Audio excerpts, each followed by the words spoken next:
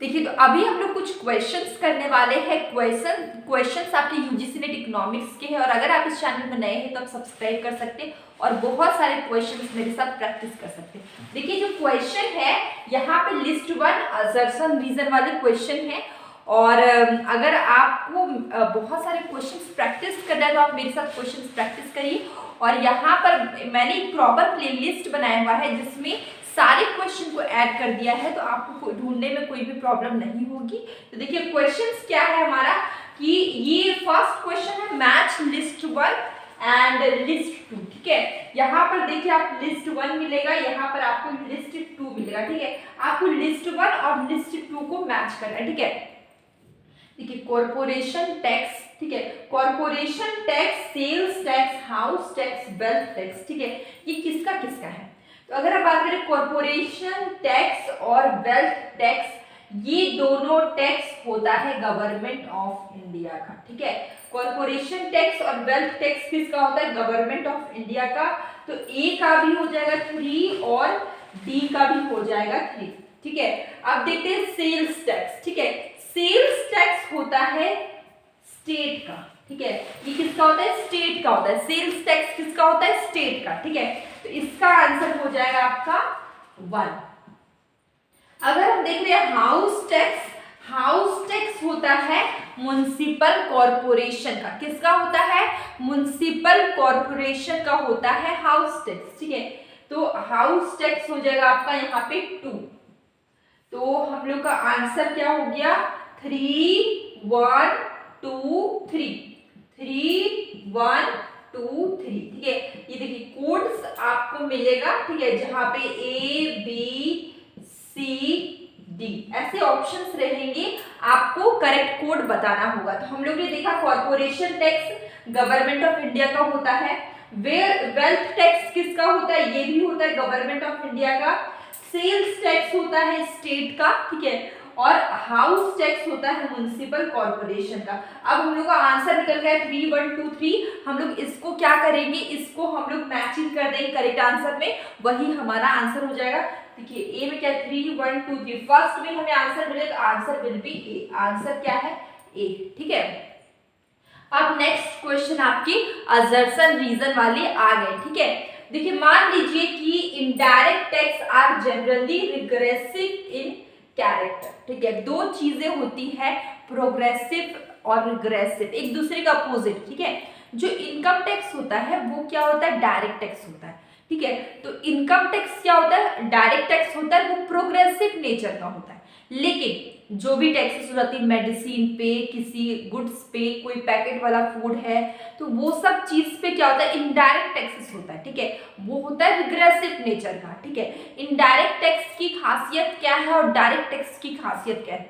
अगर हम बात करें इनडायरेक्ट टैक्स की, तो इनडायरेक्ट टैक्स हर किसी के लिए एक समान है। ठीक है, सबके लिए एक बराबर है, क्योंकि कोई भी पैकेट वाला चीज रहेगा। ठीक है, मान लीजिए इसका मार्जिन रहेगा 80 रुपीज, मान लीजिए इसका मार्जिन है 80 रुपीज, ये एक पैकेट, तो इसको कोई भी इंसान खरीद रहा है, पुअर हो, रिच हो, मिडिल क्लास हो, लोअर मिडिल क्लास हो, हर किसी के लिए पैकेट वाला चीज का प्राइस 80 ही है। ठीक है, तो ये क्या है? ये इनडायरेक्ट टैक्सेस में आता है इस टाइप का टैक्स। ठीक है, ये कैसा नेचर का? रिग्रेसिव नेचर का। ये रिच पुअर मिडिल क्लास कुछ नहीं देखता, सबके साथ इक्वल ट्रीट करते हैं। ठीक है, सबको एक जैसा ही पे करना पड़ता है। अगर मेडिसिन की बात करें, कितना भी पुअर इंसान हो, जितना मार्जिन है उतना ही पे करना है, चाहे वो रिच इंसान हो, दोनों के लिए सेम ही मार्जिन होता है। ठीक है, और उसमें लिखा होता है इंक्लूडेड ऑल टैक्स। जैसे कि एक मेडिसिन है, ठीक है, इसका प्राइस 120 है, यहाँ पे लिखा हुआ इंक्लूडेड ऑल टैक्सेस। ठीक है, तो इस जो सामान को हम ले रहे हैं, इस मेडिसिन को हम लोग ले रहे हैं, तो इसमें जो टैक्स है वो इंक्लूड है। ठीक है, इसमें टैक्स इंक्लूड है, मतलब हम लोग जो भी पैसा पे करेंगे उसके अंदर में टैक्स भी पे हो जाना है, लेकिन हम लोग इनडायरेक्टली पे कर रहे हैं टैक्स। ठीक है, आपको इनडायरेक्ट टैक्स समझ में आ गया। अब डायरेक्ट टैक्स की बात करें, इनकम टैक्स। ठीक है, इनकम टैक्स मान लीजिए आपकी सैलरी है 1 लाख। ठीक है, 1 लाख है। अब इनकम टैक्स आपको क्या करना पड़ता है? डायरेक्टली डायरेक्टली इम्पोज हो जाता है आपकी सैलरी से, ठीक है, डायरेक्टली आपको देना पड़ जाएगा, ठीक है। मान लीजिए आपका सैलरी यहाँ पे हो गया, हम 5 लाख रखते हैं, ठीक है, तो आपकी सैलरी 5 लाख है, ठीक है, और अगर आपको जो भी टैक्स लगेगा वो डायरेक्टली आपको आपकी इनकम से देना पड़ेगा, ठीक है। ये इंडिविजुअल पर्सन को लगता है, इसमें बर्डन शिफ्ट नहीं होता है, ठीक है। जो डायरेक्ट टैक्स होता है उसमें बर्डन शिफ्ट नहीं होता है, लेकिन इनडायरेक्ट टैक्स में बर्डन शिफ्ट होता है, ठीक है, उसमें बर्डन क्या होता है, शिफ्ट होता है। इसका आंसर इस क्वेश्चन को थोड़ा और समझेंगे। देखिए असर्शन बोला गया कि indirect tax are generally regressive in character, आपको समझ में आ गया ये चीज, अभी मैंने समझाया, रिग्रेसिव होता है इनडायरेक्ट टैक्स, ठीक है, और they are imposed uniformly on all tax payers, ठीक है, जितने भी टैक्स पेयर है सबके साथ एक समान है, ठीक है, indirect tax irrespective of their income, वहां पे मैटर नहीं करता कि आपका क्या इनकम, ठीक है। तो इनडायरेक्ट टैक्स की बात करें, सबके साथ इक्वल है, और यहाँ पर मैटर नहीं करता कि आपका क्या इनकम है। मैंने अभी बताया 120 रुपीज का एक मेडिसिन था जो रिच पीपल ले, पुअर पीपल बाय करे या फिर मिडिल क्लास पीपल बाय करे, तीनों को इक्वल 120 ही पे करना पड़ेगा। यहाँ पर इनकम मैटर नहीं करता है, ठीक है, ये यूनिफॉर्मली सबके लिए इक्वल है, ठीक है, सबको इक्वल पेमेंट करना पड़ता है। तो देखिए ए भी करेक्ट है, आर भी करेक्ट है, और ये इसका रीजन है तो हाँ है, तो इसका आंसर होगा कि ए भी ट्रू, ठीक है, आर भी ट्रू। देखिए यहाँ पे ये वाला आंसर फर्स्ट में भी मुझे दिखा, both A and R true and R is the correct explanation of A, ठीक है। ये जो नीचे डेफिनेशन लिखा था कि they are imposed uniformly on, ये जो रिग्रेसिव टैक्स, रिग्रेसिव नेचर के बारे में बोला गया, इनडायरेक्ट टैक्स के बारे में बोला गया, इसको यहाँ पर डिफाइन किया गया बहुत अच्छे से, इसलिए आर क्या है, करेक्ट एक्सप्लेनेशन है ए का, ठीक है। यहाँ पे बोला गया कि इनडायरेक्ट टैक्स रिग्रेसिव कैरेक्टर का है, तो यहाँ पे बता दिया गया ये रिग्रेसिव क्यों है, क्योंकि ये यूनिफॉर्मली क्या होता है, ऑल टैक्स पेयर पे इम्पोज्ड होता है, एक बराबर सब सारे टैक्स पेयर के साथ इम्पोज होता है, ठीक है, उसमें एक बराबर मतलब एकदम इक्वालिटी में सबको पे करना पड़ता है। तो इसका ये डेफिनेशन सही था, इसलिए बोला गया R is correct explanation of A, ठीक है, इसका आंसर हो जाएगा ए।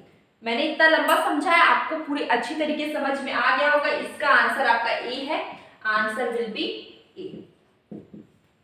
तो देखिए हमारे नेक्स्ट क्वेश्चन असर्शन रीजन वाले ही क्वेश्चंस मैंने लिए हैं, स्ट्रेट क्वेश्चंस में मतलब डेली ही करवा रही थी, तो मैंने इस बार कोशिश की ज्यादातर क्वेश्चन आपके असर्शन रीजन वाले क्वेश्चन आ जाए। तो देखिए यहाँ पर क्वेश्चन क्या है कि the government can create employment opportunity through it's policy of taxation, ठीक है, ये पॉलिसी ऑफ टैक्सेशन के थ्रू गवर्नमेंट क्या कर रही, क्रिएट कर रही है एम्प्लॉयमेंट अपॉर्चुनिटी, क्या क्रिएट कर रही, एम्प्लॉयमेंट अपॉर्चुनिटी क्रिएट कर रही है, ठीक है, ये आपका असर्शन, ठीक है। When government impose tax on import goods, ठीक है, इंपोर्ट गुड्स, देखिए गवर्नमेंट टैक्स लगा रही इंपोर्ट गुड्स, इंपोर्ट गुड्स मतलब समझे, देखिए दो तरह के होते हैं, एक इंपोर्ट होते हैं, एक एक्सपोर्ट होता है। इंपोर्ट क्या होता है, जब कोई भी चीज दूसरे देश से हमारे यहाँ आएगा तो इंपोर्ट होगा, जब हमारा सामान दूसरे देश को जाएगा तो क्या हो जाएगा, एक्सपोर्ट हो जाएगा, ठीक है। तो यहाँ पर क्या है, when government impose tax on imported goods, ठीक है, जब गवर्नमेंट इम्पोज करेगी टैक्स को इंपोर्टेड गुड्स में, then industries are established for the production, ठीक है, इंडस्ट्रीज एस्टैब्लिश्ड होगी प्रोडक्शन के लिए, these goods thereby generating employment, ठीक है। तो यहाँ पर पूरा स्टोरी लिख दिया है, आपको इसी में से अपना आंसर निकालना है, ठीक है।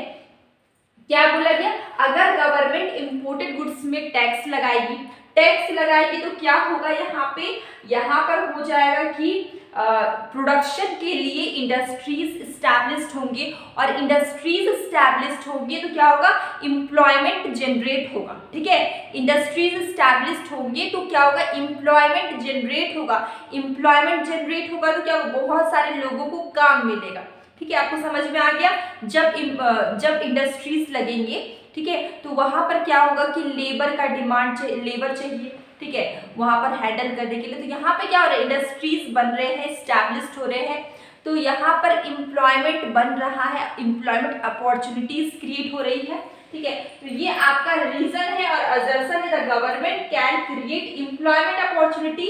इसके लिए क्या कर रही है, एम्प्लॉयमेंट अपॉर्चुनिटी क्रिएट करने के लिए वो टैक्सेशन पॉलिसी, मतलब टैक्सेशन पॉलिसी के थ्रू वो एम्प्लॉयमेंट क्रिएट कर रही है। ये था असर्शन। रीजन यहाँ पे बता दिया गया, गवर्नमेंट इम्पोज करके इम्पोर्टेड गुड्स में, इम्पोर्टेड गुड्स में जो इम्पोर्ट होता है ना, इम्पोर्टेड गुड्स में ये टैक्स इम्पोज करेगी। तो इससे क्या होगा, इंडस्ट्री स्टैब्लिश होगा, इंडस्ट्री स्टैब्लिश होगा तो क्या हो जाएगा, यहाँ पे एम्प्लॉयमेंट जनरेट, क्योंकि इंडस्ट्रीज स्टार्ट हो रहा है, नए नए इंडस्ट्रीज बन रहे हैं, तो वहाँ पर काम करने के लिए वर्कर चाहिए, वर्कर वहाँ पे जब अपॉइंट होंगे तो उन लोगों को सैलरी मिलेगी, तो इससे क्या होगा, एम्प्लॉयमेंट जनरेट होगा, ठीक है। तो ये ए भी ट्रू है, आर भी ट्रू है, ये इम्पोर्टेड था, ठीक है, हम गलती से समझ लिए इम्पोर्ट एक्सपोर्ट, ये क्या इम्पोर्टेड गुड्स है, ये क्या है इम्पोर्टेड गुड्स, इम्पोर्ट एक्सपोर्ट नहीं, ये इम्पोर्टेड गुड्स है, ठीक है।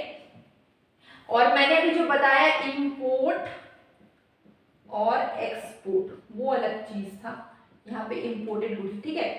देखिए तो ये इम्पोर्ट एक्सपोर्ट आप लोगों को पता होगा, ठीक है, जो मैंने अभी बताया इम्पोर्ट मतलब कि जब भी दूसरी जगह से हमारे कंट्री में कोई सामान आता है वो इम्पोर्ट, और हमारे कंट्री का सामान दूसरे देश को जाता है तो वो एक्सपोर्ट होता है, ठीक है। ये इम्पोर्ट एक्सपोर्ट मैंने बताया, यहाँ पे इम्पोर्ट नहीं, यहाँ पे इम्पोर्टेड गुड्स है, ठीक है। तो ये चीज आपको समझ में आ गया, असर्शन भी ट्रू है, रीजन भी ट्रू है, ठीक है, क्योंकि असर्शन सिंपल है कि गवर्नमेंट एम्प्लॉयमेंट अपॉर्चुनिटी क्रिएट करी थ्रू टैक्सेशन पॉलिसी, और टैक्स लगा रही इम्पोर्टेड गुड्स में, इससे क्या हो जा रहा है, टैक्स लगा रही है तो इंडस्ट्रीज नए नए खुल रहे हैं, ठीक है, नए नए बन रहे हैं, तो इससे क्या हो रहा है, एम्प्लॉयमेंट अपॉर्चुनिटी बढ़ रहा है क्योंकि वेजेस को काम मिल रहा है, ठीक है। तो ए भी true, R is true and R is correct explanation of A. तो answer will be A, answer क्या हो जाएगा, यहाँ पे आंसर हो जाएगा इसका A, both A and R true and R is correct explanation of A, ठीक है। अब नेक्स्ट क्वेश्चन है, indirect tax contribute a major part of the total taxation revenue in India. अभी हम लोग ने इनडायरेक्ट टैक्स के बारे में डिटेल पढ़ा है, तो इनडायरेक्ट टैक्स क्या है, बहुत ही मेजर पार्ट है, टोटल टैक्सेशन का बहुत बड़ा पार्ट है, ठीक है। और this tax can not be evaded, evaded मतलब क्या होता है कि आप इस टैक्स से बच नहीं सकते हैं, कोई भी इंसान इनडायरेक्ट टैक्स से बच नहीं सकता है, ठीक है। आप डायरेक्ट टैक्स से बच भी जाए किसी तरह, लेकिन इनडायरेक्ट से नहीं बच सकते, क्योंकि जो भी प्रोडक्ट आप मार्केट में खरीदते हैं, मेडिसिन हो गया, कोई पैकेट वाला कोई भी चीज खरीदते, सब में टैक्स इंक्लूडेड होता है। तो इससे क्या होता है कि रिच, पुअर, मिडिल क्लास सब कोई को ये इनडायरेक्ट टैक्स पे करना ही पड़ता है, कोई भी इस टैक्स से बच नहीं सकता है। तो ये देखिए, this taxes can not be evaded, मतलब कि इससे बच के आप नहीं निकल सकते हैं। तो ए भी ट्रू एंड आर भी true, A and R is correct explanation of A, ये वाला करेक्ट एक्सप्लेनेशन ऑफ ए है, क्योंकि यहाँ पे बात है इनडायरेक्ट टैक्स का, और यहाँ पे लिखा है कि इनडायरेक्ट टैक्स से बचा नहीं जा सकता, आप बच के नहीं निकल सकते, दोनों सही है। तो इसका आंसर होगा ए ट्रू, ए भी A is true and R is true, and क्या है, R is correct explanation of A. जहां पर भी ये स्टेटमेंट लिखा हो वो ट्रू होगा, हम लोग पढ़ते हैं both A and R are true and R is the correct explanation of A, answer will be A. इसका आंसर क्या है, ए, ठीक है। तो इसी के साथ आज का सेशन मैं एंड करती हूँ, और अगर आप यूजीसी इकोनॉमिक्स की प्रिपरेशन कर रहे हैं तो आप यहाँ पर प्रिपरेशन कर सकते हैं। यहाँ पर आपको बहुत सारे क्वेश्चंस प्रैक्टिस करने को मिलेंगे, बिल्कुल फ्री ऑन कॉस्ट, ठीक है। मैं डेली रेगुलर बेस पे आप लोग के लिए मेहनत करके क्वेश्चंस लेकर आती हूँ। अगर आपको वीडियोस अच्छा लग रहा है, अगर आपको मेरी जो भी चीज़ें हैं, पढ़ाने का तरीका अगर आपको समझ में आ रहा है, तो आप इस वीडियो को लाइक करिएगा, ठीक है। यही मेरी मेहनत का रिजल्ट होगा, ठीक है। और मैं डेली मॉर्निंग आफ्टरनून में क्विज के क्वेश्चंस डालती हूँ, जो कि PYQs होते हैं, प्रीवियस ईयर के क्वेश्चन पेपर होते हैं, उससे भी देख कर आपको बहुत ही बेनिफिट होगा।